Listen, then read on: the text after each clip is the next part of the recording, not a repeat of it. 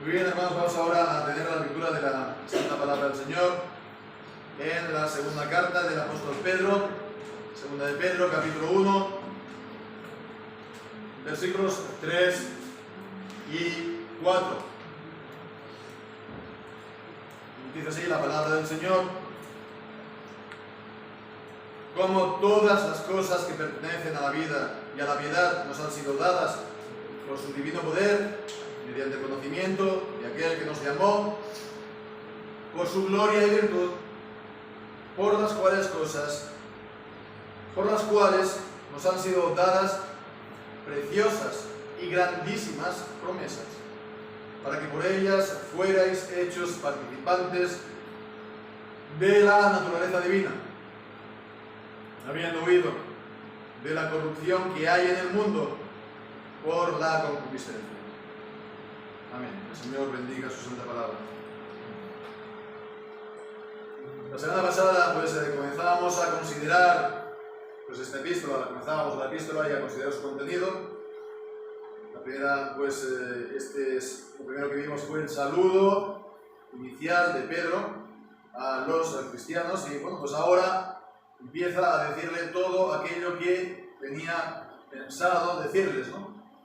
Y por lo general, cuando leemos una de las cartas del Nuevo Testamento, es al inicio donde nos encontramos tanto el tono general como también, el resumido, en resumidas cuentas, de qué va a ir la carta.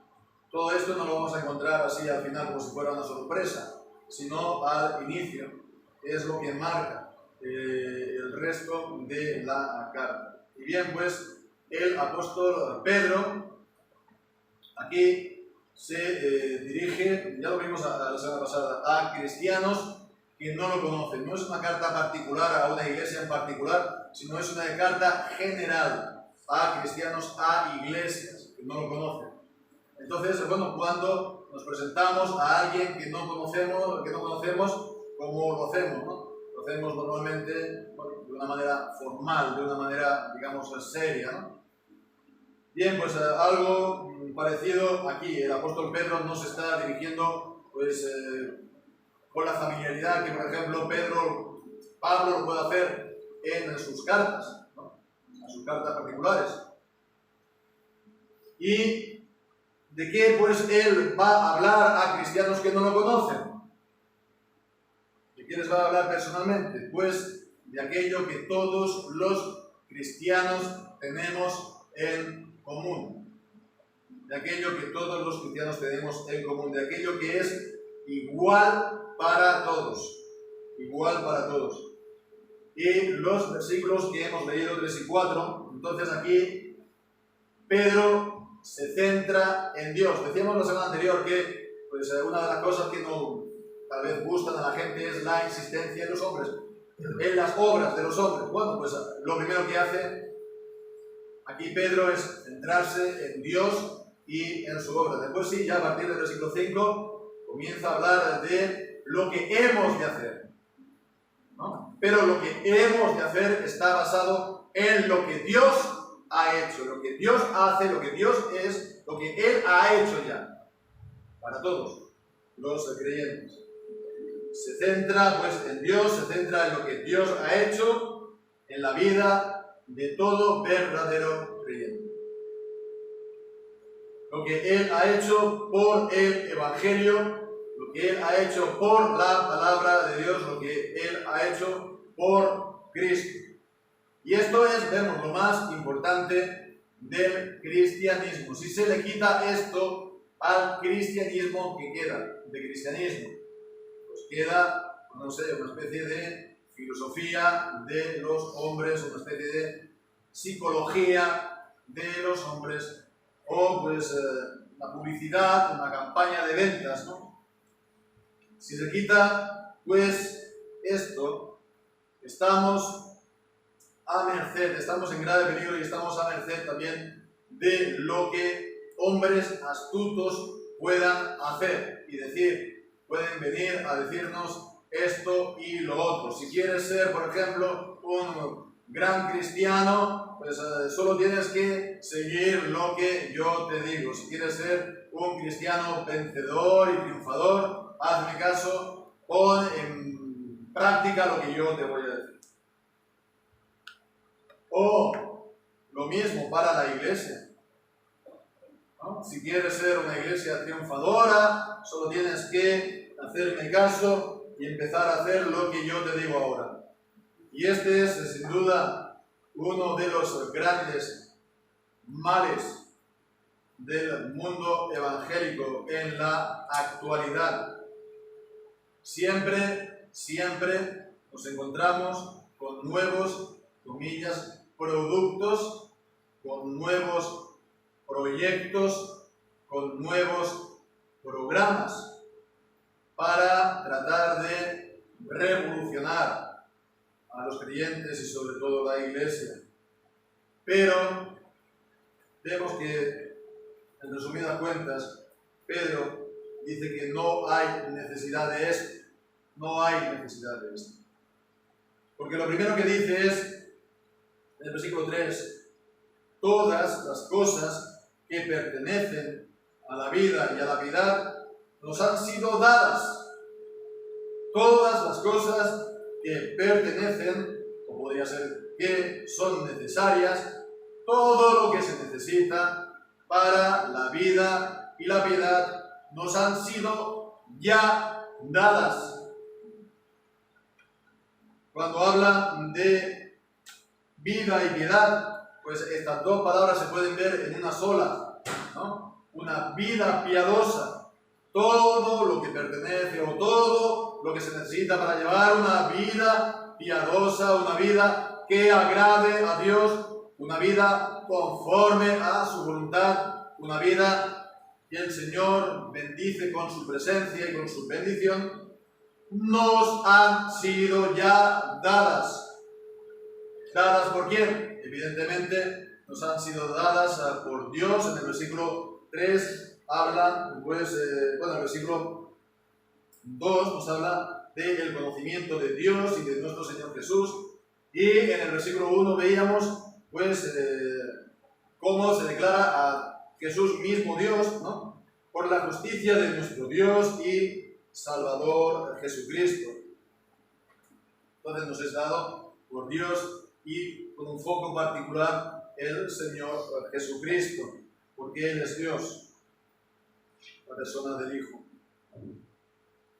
Entonces nos dice que a continuación está hablando del que nos llamó. Nos han sido dadas por su divino poder mediante el conocimiento de aquel que nos llamó por su gloria y virtud.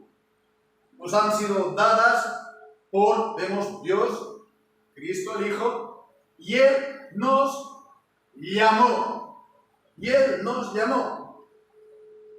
Entonces vemos, aquí está hablando del llamamiento eficaz. El momento en el cual Dios nos regenera, Dios nos convierte y nos une a Cristo. El llamamiento eficaz.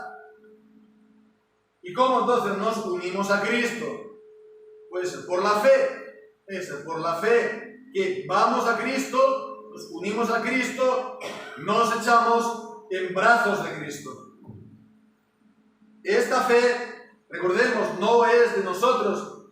La semana anterior veíamos en esta fe, es la que hemos alcanzado, es decir, aquella que hemos recibido en suerte, que el Señor ha dispuesto soberanamente para nosotros. Así pues, esta fe es una obra del poder de Dios en nosotros. Esta fe es un don de Dios, nos dice Efesios capítulo 2. Entonces es una obra de Dios en nosotros, una obra de su poder soberano en nosotros, para abrir nuestro corazón, para que depositemos nuestra fe en Dios y en su Hijo Jesucristo. Entonces, Él hace esta obra convenciéndonos convenciéndonos, porque dice, mediante el conocimiento de aquel que nos llamó, dice, por su gloria y virtud. Nos convence por su gloria y virtud. Una vez más está hablando de Dios y en particular de Cristo. Y nos muestra, por lo tanto, en este llamamiento, la gloria de Cristo, su majestad, que Él es el Rey de Reyes. Él es el Señor Jesucristo, después de su resurrección, habiendo obrado la salvación. Él es el Señor. Por eso dice Romanos 10 que todo aquel que confiesa al Señor Jesús es salvo. Nos convence de que Él es el Señor de su majestad. Y también dice virtud. Y aquí está hablando, por lo tanto, de la belleza, de la santidad, de la belleza moral de nuestro Señor Jesús. Que Él es totalmente bueno, que Él es totalmente santo, que Él, Jesús, es totalmente adorable, que Él, Jesús, en Él está toda perfección y todo bien, además de toda potestad y todo poder y autoridad. Y al verlo y al mostrarnos al Señor, entonces, ¿qué hace el alma? Va a Él, va a Cristo y se entrega a Él y se une a Él. Porque en Él está todo bien, Él está toda nuestra vida. Y entonces ponemos nuestra confianza y aún ponemos nuestro amor, un amor incipiente, pero también ahí está, puesto en Cristo. Así pues, volviendo a lo que decíamos, todo lo que se necesita para nuestra vida piadosa, conforme a su voluntad que le agrada, todo ya nos ha sido dado porque hemos sido llamados de esta manera por su gran poder, por su divino poder, obrando en nosotros.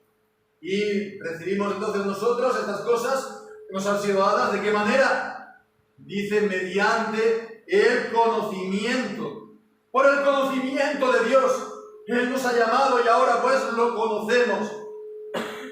Es un conocimiento no solo teórico, no solo pues intelectual, es además de esto un conocimiento personal, un conocimiento verdadero, un conocimiento, sí, íntimo del corazón a Él. Es, bueno, como a cualquier persona que podamos conocer, si no la conocemos personalmente y nos presentan una fotografía, pues sí, pues es su fotografía, ¿verdad? Pero realmente no la conocemos, no hemos tenido trato con ella, no hemos hablado con ella, no hemos pues, compartido con ella, etcétera, etcétera. Es así también con el Señor. Una cosa es conocerlo teóricamente, otra cosa es conocerlo realmente, personalmente. Y es de esto de lo que está hablando aquí, de este conocimiento real, personal, experiencial, como dicen hoy. Entonces, de que lo conocemos en nuestra vida, en nuestra alma. Pues vemos lo que decíamos al inicio, solamente se necesita esto. Aquellos que vienen con nuevas cosas siempre nos vienen a decir como que nos falta algo. Lo que ellos nos tienen que decir, ¿te falta algo para ser un buen cristiano? Bueno, pues todo lo que se necesita ya nos ha sido dado por el Señor. Ya nos ha sido dado por Él.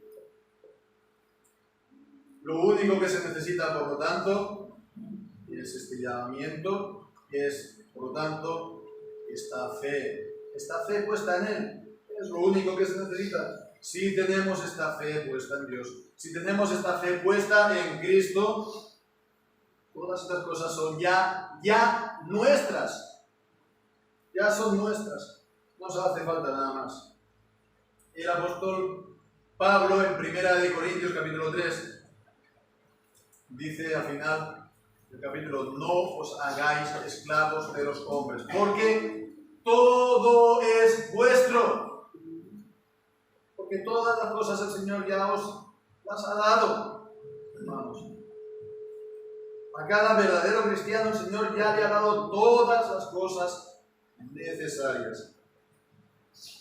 Lo único necesario que es entonces conocer a Dios y conocerlo más y más para ir recibiendo a cada momento estas cosas necesarias, según sea la necesidad, según sea el momento en el que estemos viviendo. Bien, pues entonces, ¿de qué manera pues vamos nosotros también a conocer más y más a Dios? Pues dice el versículo 4: por las cuales cosas nos han sido dadas preciosas y grandísimas promesas, para que por ellas fuerais hechos participantes de la naturaleza divina. Promesas, pues, de Dios, preciosas y grandísimas promesas de Dios. Cuando nos está hablando de las promesas, nos está hablando, por lo tanto, de la Biblia, de las Escrituras. Entonces vemos, está hablando de este llamamiento, está hablando de la fe, e inmediatamente está hablando de la Escritura, de la Biblia. Y esta es la manera correcta de relacionarnos con Dios, y esta es la manera pues correcta de seguir conociéndolo y seguir creciendo en ese conocimiento de Dios. ¿Dónde están las promesas de Dios? En la Biblia, no en otra parte. En un sentido, pues, el Antiguo Testamento, todo el Antiguo Testamento, en un sentido, es promesa de Dios, porque está anunciando la venida de nuestro Señor Jesucristo, está profetizando, está prometiendo pues a Cristo y la salvación que Él iba a obrar.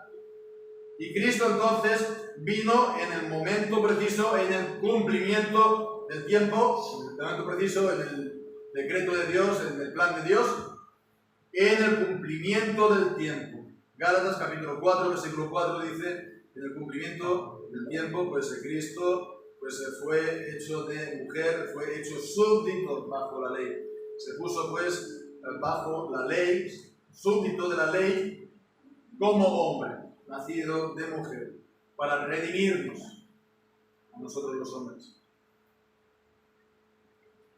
Entonces Cristo ha venido, Cristo ha cumplido la obra de la salvación, obedeció perfectamente hasta la muerte, y muerte de cruz. Él murió y resucitó al tercer día. Y no solo eso, sino que Él también ha ascendido a los cielos. No solo eso, sino que Él ha de volver. Él ha de volver al final del siglo. Y Él pues ha hecho esta obra de salvación perfecta que ahora es anunciada por la predicación del Evangelio. Esta obra de salvación la Biblia le llama justicia, la justicia de Dios. Dios ha hecho una obra de justicia para todo aquel que cree. Y bien, entonces la recibimos nosotros ¿cómo? Pues ya lo sabemos, por la fe. La recibimos creyendo en la promesa de Dios. Y esto es algo que ya recibimos todo creyente en este llamamiento del cual hemos hablado. Pero fijemos también, hermanos, que esta salvación todavía se nos queda en el futuro, se nos queda todavía por delante. Porque si bien es cierto que nuestros pecados son perdonados y somos salvos, todavía es cierto que, bueno, pues nuestro cuerpo muere. ¿Y qué es la muerte? Es, bueno, pues nuestro cuerpo es sin vida, se corrompe en el sepulcro. ¿Y qué es esto? Pues es la imagen viva de lo que ocurre en nuestra alma, de lo que ha ocurrido en nuestra alma por el pecado. Conocemos todavía pues la muerte, conocemos todavía la corrupción de nuestro cuerpo. Por eso nuestra salvación solo será completa en el día de la venida de nuestro Señor Jesús. Y aquí pues está también refiriendo a esto, cuando está hablando de las preciosas, de las grandísimas y preciosas promesas de Él. en 2 de Pedro capítulo 3 está hablando de esto, cuando habla de la promesa de Dios. Dice allí, de aquellos que se burlan de los cristianos, dice, ¿dónde está la promesa de su advenimiento? La promesa de su venida, ¿no? ¿Dónde está la promesa de su venida? Y en el versículo 13, pero esperamos según su promesa, cielos nuevos y tierra nueva, en los cuales mora la justicia. La promesa de Dios que el Señor va a cumplir perfectamente en el día de la venida de nuestro Señor Jesucristo. Y por eso es que Pablo en Romanos 8 dice que somos salvos en esperanza. Es algo, la salvación plena todavía futura. Esta esperanza en Hebreos capítulo 6 se le llama el ancla del alma. De la misma manera que el ancla pues fija a los barcos en la tierra, ¿no? Del mar, del suelo del mar, así también estamos fijos y firmes al cielo, llevados de aquí para allá, sí, por las olas y por las tempestades y por los vientos de esta vida, pero estamos firmes, anclados al cielo por la esperanza. Esta esperanza que el apóstol Pedro en el primer capítulo de su primera carta dice que es una esperanza viva por la resurrección de Cristo de entre los muertos.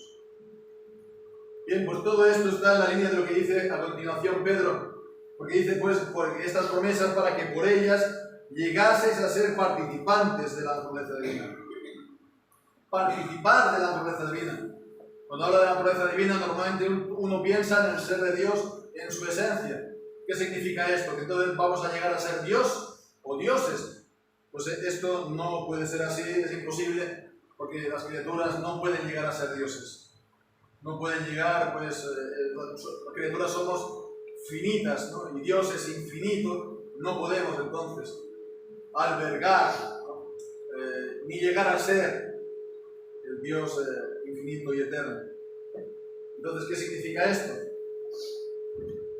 ¿Cuál es el significado aquí de ser participante de la naturaleza divina?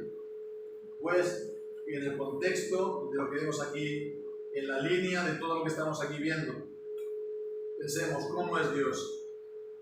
Dios es inmortal. Dios es inmortal. Dios es absolutamente santo, absolutamente justo, absolutamente bueno. Para nada corrompido por el mal o el pecado. Y Él es inmortal. Participar de la naturaleza divina significa, por lo tanto, que somos, llegamos a ser inmortales, tenemos la vida eterna.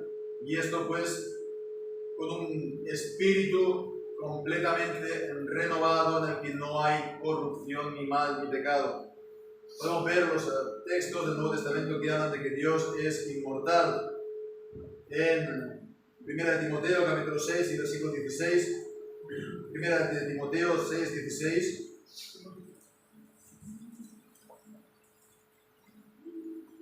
allí leemos: el único que tiene inmortalidad y habita en luz inaccesible, a quien ninguno de los hombres ha visto ni puede ver.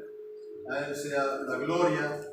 También leemos en Romanos capítulo 2 y versículo 7, Romanos 2, 7, el cual pagará cada uno conforme a sus obras la vida eterna a los que perseverando en bien hacer buscan gloria y honra e inmortalidad. También en 1 Corintios capítulo 15, versículo 53 al 55, allí leemos: porque es necesario que esto corruptible se vista de incorrupción y esto mortal se vista de inmortalidad. Vemos la corrupción, la incorrupción, lo mortal y lo inmortal.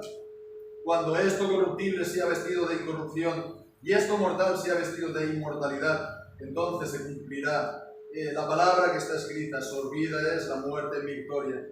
Y es esto una promesa para nosotros todavía futura. Leemos también en 2 Timoteo, capítulo 1 y versículo 10, 2 de Timoteo 1:10.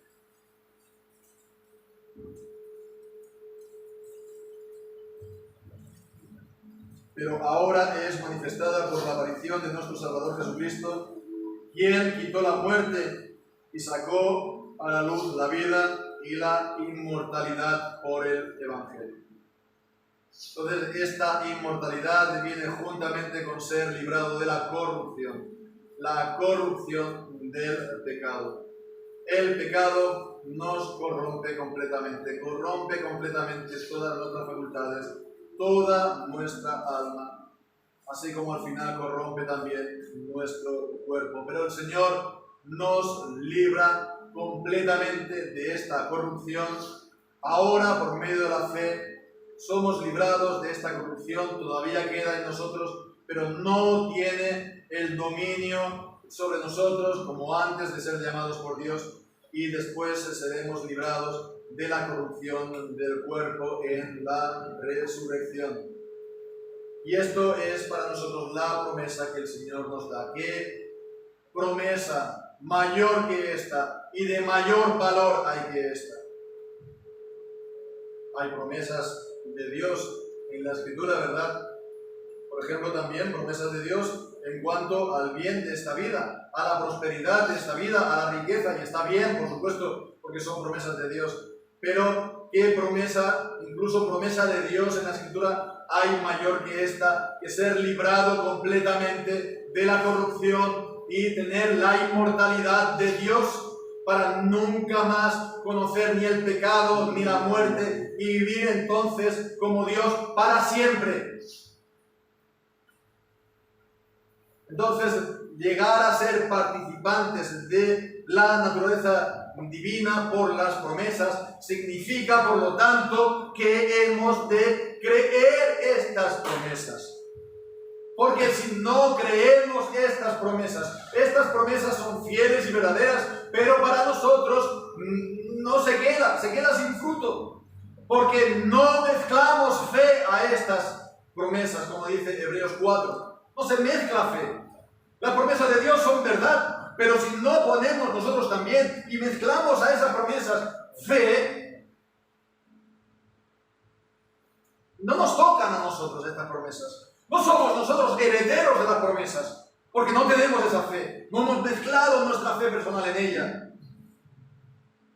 Y ha de ser una fe no vana, no ha de ser una fe muerta, no ha de ser una fe como esa fe que tienen los demonios, ¿no? Que ellos también creen, pero ellos tiemblan. Ha de ser una fe viva, ha de ser una fe verdadera, ha de ser una fe que está movida por una confianza de corazón en el Señor y que también está acompañada por el amor a Dios, porque eso es una fe viva, la fe que obra por el amor.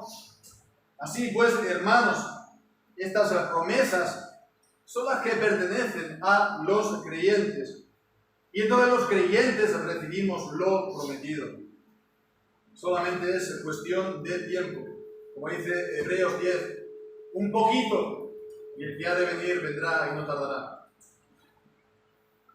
Entonces veremos, hermanos, la gran pregunta absolutamente importante es: ¿cómo sabemos si tenemos esta fe?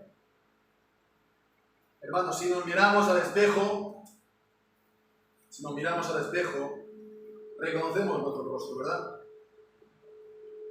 Entonces, si miramos nuestra alma, podemos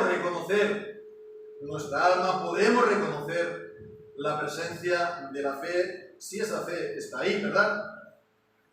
Si está presente, la reconocemos, ahí está. Confío en el Señor Jesús. Confío en Dios, confío en su palabra. También se puede reconocer esa fe por las obras de la fe. Las obras de la fe. Si ella también está movida por el amor a Dios. La fe, la esperanza y el amor, los tres juntos, ¿no? Y bueno, pues aquí está hablando de una de las obras de la fe. Habiendo huido de la corrupción que hay en el mundo por la concupiscencia. Entonces, una de las obras de esta fe es también movernos para huir del mundo, del mundo que está absolutamente corrompido por el pecado, por la concupiscencia, dice aquí, por las pasiones pecaminosas de los hombres. Si hemos huido del mundo, si antes estábamos como peces en el agua, llevados por las corrientes, ¿verdad? Pero ahora nos hemos salido de esa corriente y ya no vamos en esa corriente del mundo. Hemos huido del mundo y en particular de la corrupción del mundo y del pecado del mundo. Entonces la gran pregunta es, ¿lo hemos hecho? Hemos huido de la corrupción que hay en el mundo, hemos huido del mundo. O lo estamos haciendo a día de hoy en nuestra vida. O nos sentimos cómodos en el mundo que está corrompido y está muerto en delitos y en pecados. Y esta es la gran pregunta que nos tenemos que plantear. Mirar a nuestro interior. Veo la fe. Mirar a nuestra vida. He huido del mundo.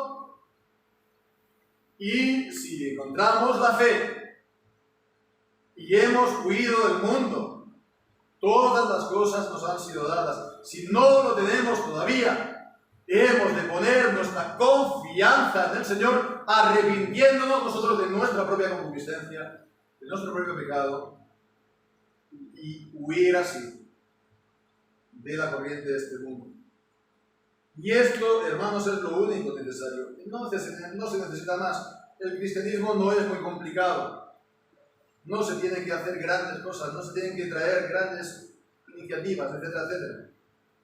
Todo nos ha sido ya dado a los creyentes. Todo. A nosotros y a los verdaderos cristianos y a la iglesia, todo nos ha sido dado. Y no se tiene que reinventar nada. No se tiene que reinventar el cristianismo, no se tiene que reinventar la iglesia, no se tiene que reinventar la iglesia. Mirad, hermanos, el otro día me dio por ahí y busqué por Google, ¿no? Ya sabéis, el buscador, ¿no? En inglés la frase reinventando iglesia evangélica, reinventando iglesia evangélica. ¿Y sabéis cuánto apariciones salió? 1.300.000 apariciones. Es un concepto bastante usado en Google e Internet, reinventar la iglesia. Y esto es uno de los grandes males del mundo evangélico. No se tiene que reinventar la iglesia, no se tiene que reinventar la fe, no se tiene que reinventar el cristiano. Todas las cosas nos han sido ya dadas por su divino poder, mediante aquel que nos llamó por su gloria y virtud, ¿verdad? Por conocerlo más y más por medio de su palabra, por medio de sus promesas, por medio de la fe, por medio del amor a Él, también. Bien, hermanos, pues esto es lo que se necesita. Y todo nos ha sido dado ya por el Señor. Si tenemos esta fe, como dice pues Pablo en Corintios capítulo 3, así que ninguno se gloríe en los hombres, porque todo es vuestro, sea Pablo, sea Apolos, sea Cefas, dice, sea el mundo, sea la vida, sea la muerte, sea lo presente, sea lo porvenir, todo es vuestro. Todo es vuestro porque Dios os lo ha dado ya. Y vosotros de Cristo y Cristo de Dios. Amén. El Señor bendiga su santa palabra. Amén.